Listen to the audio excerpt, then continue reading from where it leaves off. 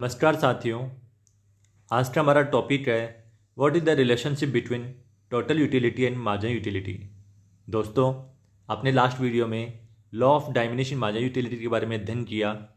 आज हम total utility और मार्जिनल यूटिलिटी के न्यूमेरिकल को कैसे बनाया जाता है और साथ ही साथ इसमें कैसे एक्सप्लेनेशन की जाती है उसके बारे में अध्ययन करते हैं। T U increasing rate, T U increase हो रही है। इंक्रीजिंग रेट से वह तब होती है जब एम यू इंक्रीज होता है। T U increase at decreasing rate, T U बढ़ रहा है पर डिक्रीजिंग यानी घटती हुई रेट से बढ़ रहा है, तब होता है जब एम यू डिक्रीज होता जाता है।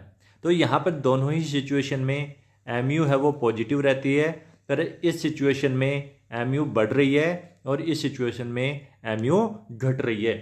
तो इस प्रकार से टी यू है वो लगातार बढ़ रहा है। यदि इंक्रीजिंग रेट से बढ़ रहा है तब एम यू है वो इंक्रीज हो रही है, और टी यू यदि डिक्रीजिंग रेट से बढ़ रहा है तो एम यू क्या हो रही है, डिक्रीज होती जा रही है। पर क्या है, एम यू पॉजिटिव है।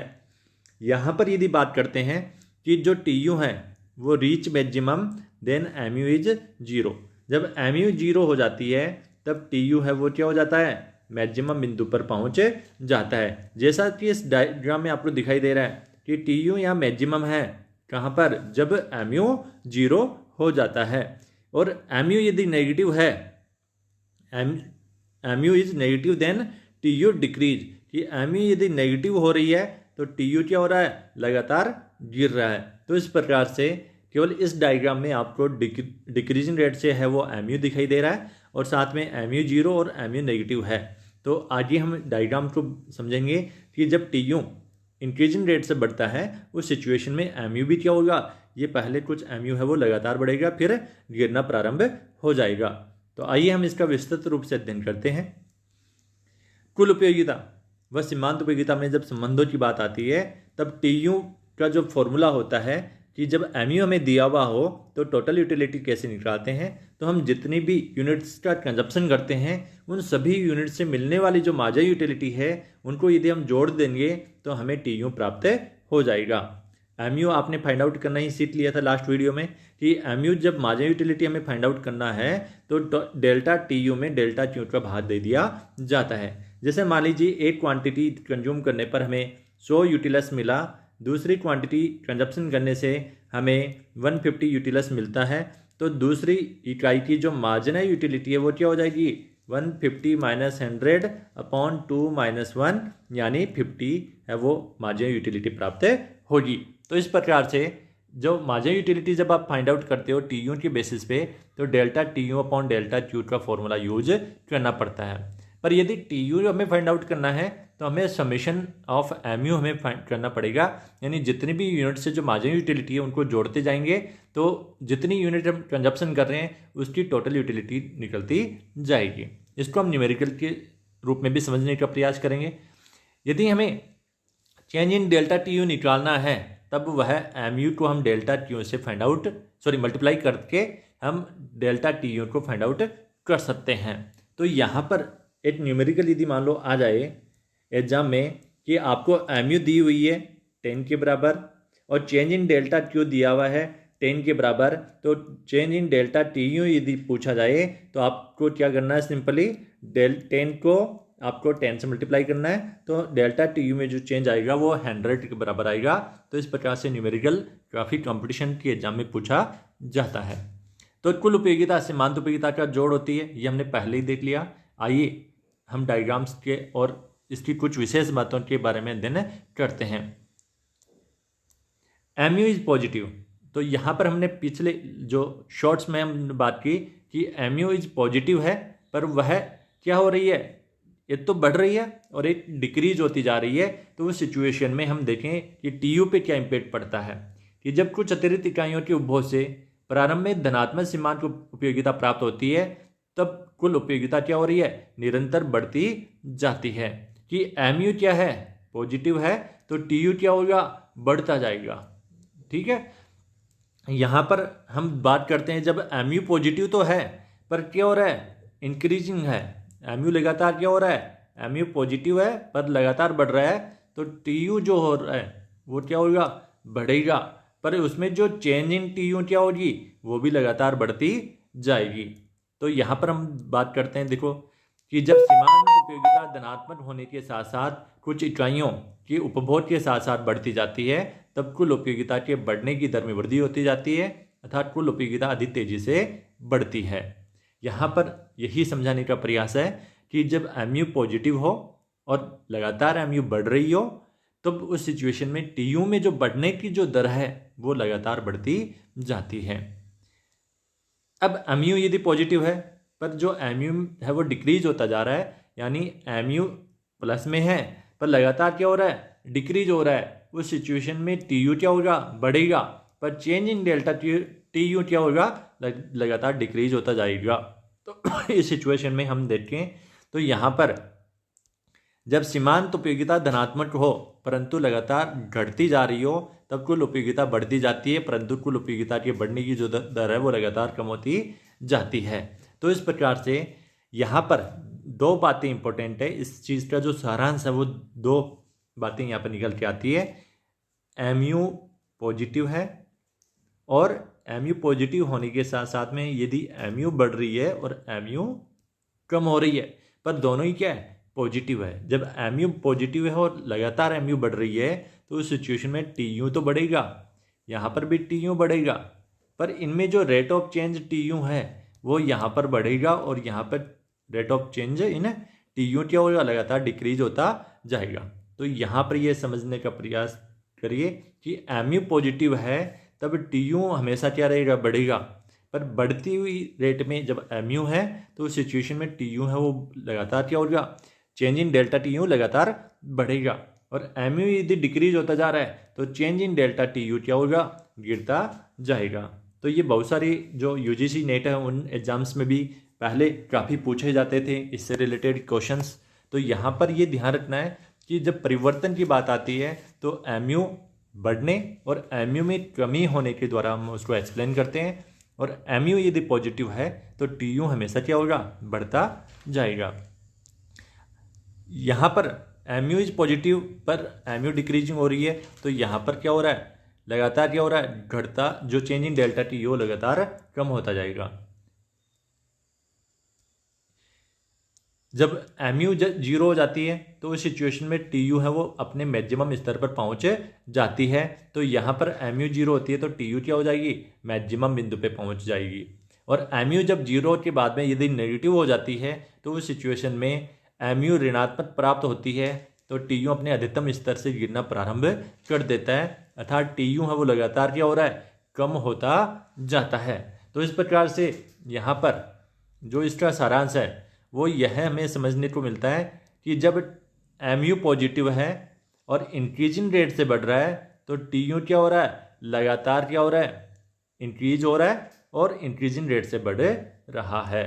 तो यहाँ पर यदि आप बात करोगे तो जो एमयू है वो पॉजिटिव है पर डिक्रीजिंग रेट से बढ़ रहा है, तो उस सिचुएशन में टीयू लगातार बढ़ेगा पर वह उसकी बढ़ने की जो रेट है वो डिक्रीज होती जाएगी।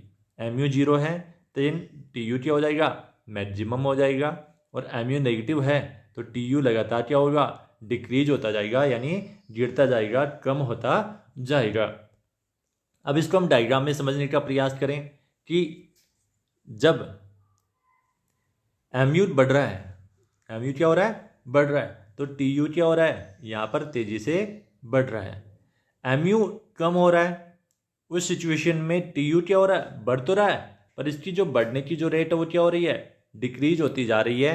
तो यहाँ पर आप देखिए, यहाँ पर जो स्लोप है इस कर्व का, टोटल यूटिलिटी कर्व का, यहाँ पर लगातार क्या हो रहा है, तेजी से बढ़ रहा है, और इस बिंदु के बाद में जब एमयू गिरती जाती है तो इसका स्लोप है वो चेंज हो जाता है। जहाँ पर इन टीयू कर्व का जो स्लोप है वो चेंज हो रहा है, इस बिंदु को हम नति परिवर्तन बिंदु कहते हैं। क्या कहते हैं, नति परिवर्तन बिंदु, इन्फ्लेशन पॉइंट कहते हैं। तो यहाँ पर ये ध्यान रखिएगा, यहाँ पर एक डायग्राम के स्लोप में यदि चेंज आता है तो उसे हम नति परिवर्तन बिंदु, इन्फ्लेशन पॉइंट कहते हैं। तो जहाँ पर इन्फ्लेशन पॉइंट है टीयू कर्व का, वहाँ पर एमयू क्या रहेगा, हमेशा मैक्सिमम रहेगा, क्योंकि इससे पहले वह लगातार बढ़ता जा रहा है और इस बिंदु के बाद में एमयू है वो लगातार कम होता जा रहा है। पर क्या है, यह यहाँ तक पॉजिटिव बना हुआ है। तो जहाँ तक पॉजिटिव बना हुआ है वहाँ पर जो टी यू कर्व है वो क्या हो रहा है, लगातार बढ़ रहा है। पर यहाँ जो बढ़ रहा है वहाँ पर क्या हो रहा है, इंक्रीजिंग रेट से बढ़ रहा है और यहाँ पर डिक्रीजिंग रेट से बढ़ रहा है। जब एम यू 0 हो जाता है उस सिचुएशन में टी यू अपने अधिकतम स्तर पर पहुँच जाता है। तो यहाँ पर ये ध्यान रखिएगा, जहाँ एम यू 0 हो जाता है उसी बिंदु पर टी यू मैक्सिमम रहेगा। इसके बाद में यदि लगातार वह गिर रहा है, माइनस में है एम यू, तब वह क्या हो जाएगा, टी यू लगातार कम होता जाएगा। तो इसमें डायग्राम बनाते हुए ये बहुत सावधानियां रखनी जरूरी होती है। आपको 2 पॉइंट यहाँ पे ध्यान रखना है। एक तो एम यू जब 0 होगा तो टी यू मैक्सिमम हो जाएगा, और एम यू यदि मैक्सिमम है तो उस सिचुएशन में नति परिवर्तन बिंदु यानी टी यू कर्व का जो स्लोप है वो चेंज हो जाएगा। अब हम न्यूमेरिकल को बनाने का प्रयास करते हैं। इसमें जब लास्ट वीडियो में आपने law of diminishing marginal utility का अध्ययन किया तब आपने यहाँ पे आपने न्यूमेरिकल जो पढ़ा वह क्वांटिटी टी यू और एम यू को आपने फाइंड आउट किया था। तो यहाँ पर जब आप टी यू के बेसिस पे जब एम यू को निकालते हो तो लगातार जब आप यूनिट कंजप्शन करते जाते हो उस सिचुएशन में जब न्यूमेरिकल बनाते हो तो टी यू के बेसिस पे एम यू निकालना बहुत ही पेचीदा काम हो जाता है। पर आपको यहाँ पर ध्यान देना होगा कि जो law of diminishing marginal utility है उसमें मार्जिनल यूटिलिटी लगातार कम होती जाती है। तो जब आप टी यू फाइंड आउट करते हो मार्जिनल यूटिलिटी के बेसिस पे तो न्यूमेरिकल को बनाना बहुत ही आसान हो जाता है। जैसा कि आप यहाँ पर ध्यान रखिए कि law of diminishing marginal utility को आप कंसिडर करते रहिएगा कि law of diminishing marginal utility ये कहती है कि जैसे जैसे उपभोक्ता किसी वस्तु का कंजप्शन बढ़ाता जाता है तो उससे मिलने वाली जो मार्जिनल यूटिलिटी है वो एक बिंदु के बाद में घटती जाती है। तो यहाँ पर जो मार्जिनल यूटिलिटी है वो यहाँ पर 10 प्राप्त हो रही है, फिर लगातार कम होती जा रही है। तो इस प्रकार से क्या होगा, लगातार कम होती जाएगी। तो यहाँ पर जब मार्जिनल यूटिलिटी 10 है तो आपको फॉर्मूला बताया था कि टी यू बराबर होता है समीशन एम यू, यानी एम यू को जोड़ते जाएंगे टी यू अपने आप बनती जाएगी। तो यहाँ पर ये जो एम यू है वो डिक्रीज होती जा रही है, तो यानी law of diminishing marginal utility पाया जा रहा है। तो यहाँ पर अब टी यू निकालेंगे तो 10 को यहाँ पर हम पुट करेंगे तो 1 यूनिट से जब मार्जिनल यूटिलिटी 10 मिलती है तो टोटल यूटिलिटी भी क्या मिलेगी, 10 मिलेगी। तो जब सेकेंड यूनिट का कंजप्शन करते हैं तो एक्स्ट्रा यूनिट से जो मिलने वाली जो यूटिलिटी है वो 8 के बराबर है, यानी मार्जिनल यूटिलिटी है वो 8 के बराबर है। तो टोटल यूटिलिटी क्या हो जाएगी, 10 + 8 = 18 निकल के आ जाएगी। इस प्रकार से जब थर्ड यूनिट से हमें मार्जिनल यूटिलिटी 6 के बराबर मिलती है तो जब इन तीनों को ऐड करेंगे तो यहाँ पर क्या हो जाएगा, यहाँ पर 24 निकल के आ जाएगा। तो इस प्रकार से जब हम मार्जिनल यूटिलिटी के बेसिस पे टोटल यूटिलिटी निकालते हैं तो यहाँ पर एम यू को हम लगातार जोड़ते जाएंगे, आगे बढ़ते जाएंगे, अपने आप टी यू निकलता जाएगा। तो यहाँ पर ध्यान दीजिए कि यहाँ 24 4 ऐड कर देंगे तो भी 28 निकल आ जाएगा, जो इन चारों का जोड़ होगा। इसके बाद में जब 28 में 0 ऐड करेंगे तो 28 निकल के आएगा, यानी 5 यूनिट से जब मिलने वाली जो यूटिलिटी है वो मैक्सिमम हो जाएगी। उसके बाद में यदि यूटिलिटी आगे हम कंज्यूम करते जाएंगे तो उससे नेगेटिव मार्जिनल यूटिलिटी मिलेगी, जहां यहाँ पर 26 के बराबर आ जाएगा। तो 6 जो यूनिट है उससे टोटल यूटिलिटी है वो 26 मिलेगी। तो इस प्रकार से जब हम न्यूमेरिकल बनाते हैं तो हमें बस यह ध्यान रखना है कि हम जोड़ते जाते हैं मार्जिनल यूटिलिटी को तो टोटल यूटिलिटी निकल जाती है। यहाँ पर हमें टोटल यूटिलिटी, यहाँ पर मार्जिनल यूटिलिटी हम निकालते हैं। आप कोई सा भी एग्जांपल आप ले लीजिए जिसमें आपको बस यह ध्यान रखना है, जब मार्जिनल यूटिलिटी आप बनाते हो तो उस सिचुएशन में आपको क्या होना है, लगातार इसे डिक्रीज करवाते रहना है। यदि आप यहाँ सेम डिफरेंस लेते जाओगे तो यहाँ पर जो कर्व बनेगा मार्जिनल यूटिलिटी का वह सीधी रेखा के रूप में बनेगा। तो इस प्रकार से जब आप बनाओगे तो यहाँ टोटल यूटिलिटी 20 निकल के आ जाएगी, यहाँ पर आप 36 आ जाएगी, यहाँ पे आप जब ऐड करोगे तो 48 और यहाँ पर जो है आप 56 निकल जाएगी। इस प्रकार से लगातार आप बढ़ाते जाओगे तो न्यूमेरिकल बड़ा हो जाएगा। यदि आपको यह जानकारी अच्छी लगी हो तो इस वीडियो को लाइक कीजिए और चैनल को सब्सक्राइब कीजिए। धन्यवाद।